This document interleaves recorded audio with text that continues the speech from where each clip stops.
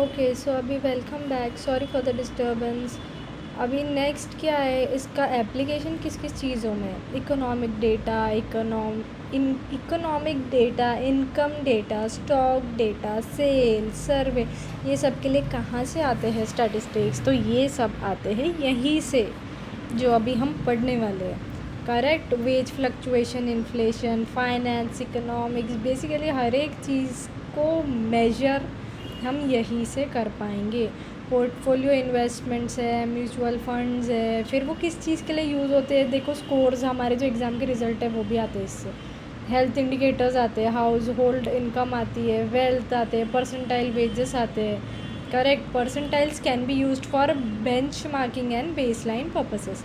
अभी अब क्वार्टाइल्स क्या है? 4 इक्वल पार्ट्स है। करेक्ट। ये चीज़ मैंने आपको पहले ही बताई थी इंट्रोडक्शन में। Q1, Q2, Q3, और इसका एग्जैक्ट जो मिडल है वो क्या होगा? Q2। अब इसको कैसे निकालेंगे? अगर ये इंडिविजुअल है और ग्रुप्ड है तो फिर size of I upon N plus 1 upon 4th observation. और ग्रुप के लिए कैसे निकालेंगे? L plus IN upon 4 minus CF upon F into H। और जो हमारा बेसिक मैथमेटिक्स है वो ये कहता है कि पहले हम ब्रैकेट सॉल्व करते हैं और फिर उसके आजू बाजू की चीज़ें हम सॉल्व करते हैं। करेक्ट। मैंने बोर्ड मास पढ़ा होगा आई गेस सभी ने, तो वो हिसाब से ये सॉल्व होता है। अभी नेक्स्ट है, ये सॉल्व्ड एग्जांपल्स दिए गए हैं। सबसे पहले हम क्या करेंगे? इसको अरेंज करेंगे असेंडिंग ऑर्डर में। फिर उसके बाद में n+1, n क्या है? टोटल नंबर ऑफ ऑब्जर्वेशंस कितने हैं, गिनो। 11 ऑब्जर्वेशंस है, प्लस 1 अपॉन 4th ऑब्जर्वेशन। ठीक है, तो क्या है answer? Size of 3rd observation. तो 3rd ऑब्जर्वेशन क्या है? 55, क्योंकि हमने इसको अरेंज किया है असेंडिंग ऑर्डर में। तो Q1 क्या आ गया? 55। अभी हमको निकालना है 3rd क्वार्टाइल, तो size of 3 into n plus n+1/4 divide by 4 क्यों किया है? क्योंकि ये हम किसके बारे में बात कर रहे हैं? क्वार्टाइल। क्वार्टाइल के हिस्से कितने होते हैं? 4, बराबर। तो इसलिए यहाँ पे आ रहा है answer size of 9th observation, जो कि कितना है? 83। फिर सिमिलरली फिर से दिया गया है एक क्वेश्चन जिसमें हम फिर से अरेंज करेंगे असेंडिंग ऑर्डर में, और उस ऑब्जर्वेशन का अगर कुछ पॉइंट्स में डेसिमल्स में आ रहा है, जैसे यहाँ पे आया 8.25 ऑब्जर्वेशन, तो हम क्या करेंगे? साइज ऑफ 8th ऑब्जर्वेशन लेंगे प्लस 0.25 इंटू नेक्स्ट वाला जो है -8th ऑब्जर्वेशन करेंगे। समझ आ रहा है? अगर नहीं समझ आ रहा है प्लीज़ कमेंट करें, बिकॉज़ हमको उतने अच्छे टीचर्स नहीं थे जो हमको समझा पाए कि बेटा ये सही है या ये गलत है। So I want to put in my best, है ना। नेक्स्ट है डिस्क्रीट डेटा के लिए। तो आओ अभी सीधे एग्जांपल पे आ जाए। ठीक है, इसमें हम इनकम वाइज जैसा 2 चीज़ें दी हुई है, जो कि है इनकम और नंबर ऑफ़ पर्सन। तो हम इनकम को असेंडिंगली अरेंज करेंगे, बट जो नंबर ऑफ़ पर्सन है उसको असेंडिंगली नहीं करेंगे। वो जैसे सबसे पहले आएगा 4 लाख रुपीज़ वाला इनकम, तो उसके नंबर ऑफ़ पीपल कितने हैं? 6। तो ये यानी इसको भी वैसे अरेंज नहीं करना है, बट इनकम के साथ जितना नंबर ऑफ़ पर्सन है उसको एज इट इज़ लिखना है।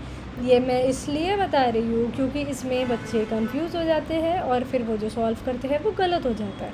करेक्ट। अब इनकम तो ठीक है, नंबर ऑफ़ पर्सन जो है वो फॉर्म करेगा n हमारा। करेक्ट।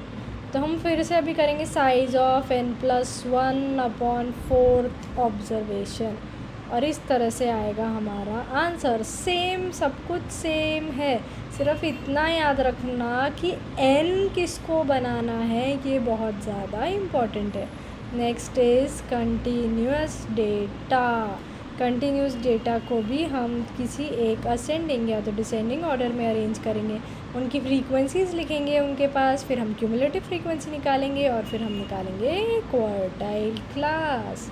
आई नो ये सब बहुत इरिटेटिंग है, बिकॉज़ मुझे भी कभी नहीं पसंद आता था, बट अभी अगर हमको एग्ज़ाम्स क्लियर करनी है तो ये सब का एक रफ़ आइडिया तो हमें होना ही चाहिए कि ये कैसे करते हैं। करेक्ट।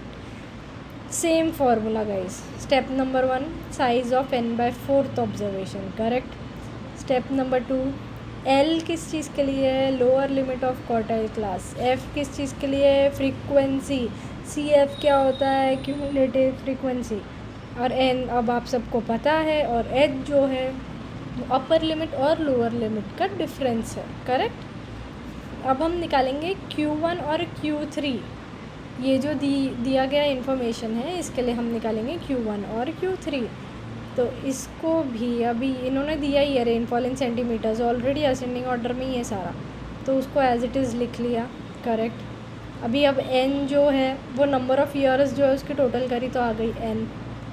समझ आ रहा है आप सबको कि नहीं समझ आ रहा है? अगर नहीं समझ आ रहा है प्लीज़ कमेंट बॉक्स में जाके कमेंट करें, ठीक है। अभी यहाँ पे हम निकालेंगे क्यूमुलेटिव फ्रीक्वेंसी। क्यूमुलेटिव फ्रीक्वेंसी यानी क्या? पहले साल का कितना है 7, दूसरे साल का कितना है 20, तो हम क्या करेंगे 20 और 7 को जोड़ के 27। अब 27 में 17 जोड़ो कितना है 44, 44 में 6 जोड़ो कितना है 50। एक बात याद रखना, जो क्यूमुलेटिव फ्रीक्वेंसी का जो लास्ट आएगा नंबर और उतना ही हमारा n भी होगा, ये चीज़ याद रखना। जस्ट इन केस आपको समझ नहीं आ रहा है कि हम क्या कर रहे हैं और कैसे कर रहे हैं, तो this will help, correct. Same formula लगाया, सेम चीज़ें आ गई, फिर क्वार्टाइल क्लास निकाला, फिर उसको फार्मूले में डाला, देखो एग्जैक्ट सेम है, सिर्फ एक बार डेटा अरेंज कैसे करना है ये अगर हमें समझ आ गया तो वो बहुत ज़्यादा हेल्पफुल हो जाएगा। इसीलिए करेक्ट आराम से एक्सरसाइज सॉल्व कर सकते हैं हम, बस इतना है कि हमें समझ आना चाहिए कि फॉर्मूले का यूज़ कैसे करना है, ठीक है। Next is decyl. डेसाइल यानी क्या? 10। अगर डेसाइल ऐसे याद नहीं हो रहा है तो डेसाइल 10, डेसाइल 10 ऐसे याद कर लो। मैं इसलिए बता रही हूँ कि मुझे बहुत कन्फ्यूजन होता था चीज़ों में, और मुझे पता है कन्फ्यूजन होता है कुछ लोग को, इरिस्पेक्टिव ऑफ कि बाकी के लोग क्या बोल रहे हैं, आई नो कन्फ्यूजन होता है।